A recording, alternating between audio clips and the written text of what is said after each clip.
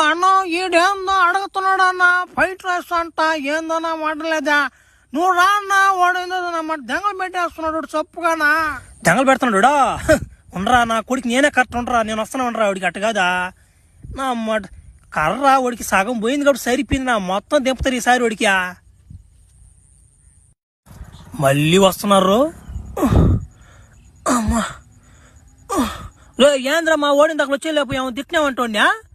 వాడు ఏదో తినేదానికి అడిగితే నువ్వేమో దెంగలు పెట్టి పంపించిన వాటిని ఏదో ఫైట్ గిట్ అన్నావు వాటినా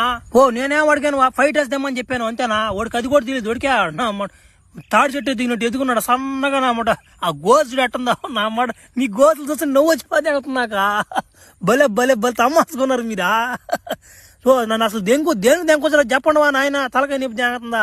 అవ్యా మా గోసుల గురించి మా విధానాల గురించి నువ్వు తప్పుగా మాట్లాడబాక మా చరిత్ర నీకు తెలియదు ఇంకా చెప్తున్నా చూడు మేము ఈ గ్రహంలో మాకు అందరికి పెళ్ళిళ్ళు అయ్యి ఉన్నాయి మేము ఒక జాతికి సంబంధించిన వాళ్ళమి మాకు ఏందంటే మాకు 6 నెలలకు ఒకసారి లేస్తుంది దానివల్ల మా భార్యలకి పవర్ సాలేదని వాళ్ళు నెలకు ఒకసారి అలిగెళ్ళిపోయేది ఇంటికి ఇలా దానికోసం మేము అందరం దెప్పం నేర్చుకొని మొగతానం మాకు కలిగించేలాగా ఒక మెరుపుని మేము తయారు చేసాం ఆ మెరుపు మా మీద పడేలాగా మేము మంత్రాలు చదువుతుంటే ఆ మెరుపు వచ్చి నీ మీద పడిపోయింది